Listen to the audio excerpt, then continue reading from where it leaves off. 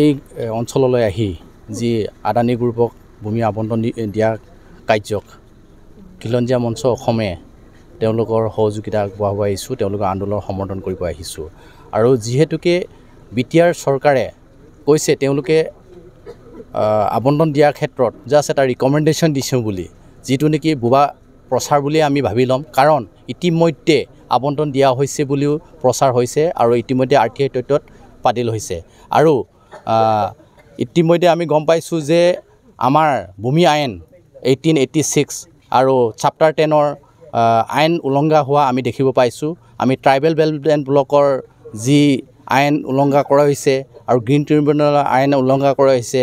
আৰু আমাৰ যি খেতি বাতি কৰি থকা আমাৰ স্থায়ী হিচাপে বসতি প্ৰধান অঞ্চলত থকা যিমানখিনি আমাৰ সা সম্পত্তি আছে সকলোবোৰ ক্ষতি হ'ব।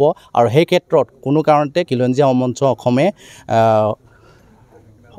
সহ্য নকৰে আৰু তেনে কাৰ্যৰ পৰা বিৰত থাকিবৰ কাৰণে চৰকাৰকো আমি সকীয়াই দিছোঁ। নিশ্চয় কৰিম বুলি আমি আজি বুজ ল'ব আহিছোঁ। আৰু ইতিমধ্যে আমি প্ৰচাৰ মাধ্যমৰ জৰিয়তে আমি বিভিন্ন প্ৰচাৰ মাধ্যমৰ জৰিয়তে আমাৰ যি সহযোগ তেওঁলোকৰ লগত আছে আমি জনাইছোঁ আৰু চৰকাৰ প্ৰতিবাদ জনাই আহি আছোঁ। মই পেলাই আহিলোঁ, আমাৰ প্ৰতিনিধি মণ্ডলীয়ে এইখিনি আহি পেলাই ইয়াৰ ৰাইজৰ গোটেই মৰ্ম বেদনাখিনি আমি বুজিলোঁ, কি হৈ আছে, ৰাইজে কি বিচাৰে আৰু কি পদ্ধতিৰে কেনেকৈ এই মাটিখিনি মানে এটা কোম্পানীক দিবলৈ বিচাৰিছে, এই কথাখিনি ৰাইজৰ পৰা আমি অৱগত হ'লোঁ। আৰু কি কৰা উচিত এই বিষয়বিলাকো আমি নিজৰ মাজত আলোচনা কৰিলোঁ। গতিকে গোটেই বিষয়খিনি স্থানীয় ৰাইজে বিবেচনা কৰিব, তেওঁলোকে সিদ্ধান্ত কৰিব। কিন্তু আমি মেছেজটো এইটোৱে লৈ আহিছোঁ যে খিলঞ্জীয়া ভূমিপুত্ৰসকলে যুগ যুগ ধৰি বসবাস কৰি থকা এই ভূখণ্ডত কেতিয়াও কোনেও যাতে উচ্ছেদ কৰিব নোৱাৰে। আৰু বিশেষকৈ 6 শিডিউল এলেকা বা ট্ৰাইবেল বেল্টৰ মানুহক, এই ধৰণে জনজাতীয় মানুহক কোনেও উচ্ছেদ কৰিব নোৱাৰে। এইটো কোনো চৰকাৰে নোৱাৰে। এইটো যিটো কৰা হৈছে এইটো অসাংবিধানিক আৰু অবৈধভাৱে কৰা হৈছে।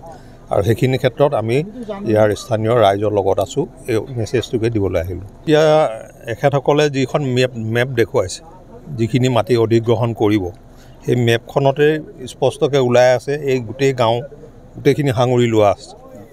যদি সেই মাটিখিনি লয় তেতিয়াহ'লে এই মানুহখিনিতো উচ্ছেদ অট'মেটিকেলি হ'ব। এই মানুহখিনি আঁতৰাই পেলাইহেতো এইখিনি মাটি ল'ব লাগিব।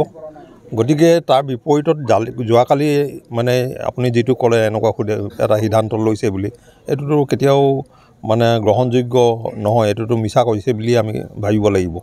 কাৰণ মানুহখিনি উচ্ছেদ নকৰাকৈ এই মাটিখিনি ল'বই নোৱাৰে। মানুহখিনি উচ্ছেদ কৰিলেহে মাটিখিনি পাব। আৰু সেইটো কেনেকৈ ক'লে তেতিয়াহ'লে যে আমি মানুহখিনি কোনো ক্ষয় ক্ষতি নোহোৱাকৈ মাটিখিনি আমি দিয়াৰ ব্যৱস্থা কৰিছোঁ, এইটো এটা ভুৱা কাৰবাৰ কৰা হৈছে। আহোঁতে এতিয়া দেখি আহিছোঁ গোটেই ইমান ধুনীয়া ধুনীয়া শাল গছ, একদম গোটেই দুইটা পাৰে একদম গোটেই হাবি, এই হাবিখন কাটি তহিলং কৰিব দেখিয়ে আমাৰ মানে এতিয়া মনটো কিবা লাগি গৈছে যে ইমান ধুনীয়া হাবিখন মানে ধ্বংস কৰিব। মানে অলৰেডিটো বিভিন্ন গছ বন কাটি শেষ কৰিছে উন্নয়নৰ নামত, ৰাস্তা পদূলি বনোৱাৰ নামত। এতিয়া ইয়াত থকা এই হেৰিখিনি, গতিকে এইটো গ্ৰীণ ট্ৰিবিউনেলতো এটা কেছ হ'ব। যদি ইয়াৰ ৰাইজে যদি গ্ৰীণ ট্ৰিবিউনেলতো এটা কেছ মানে ফাইল কৰে, তেতিয়াহ'লে সেইটো এটা মানে গুৰুতৰ অপৰাধ হিচাপে চৰকাৰ হেৰি হ'ব, দোষী হ'ব।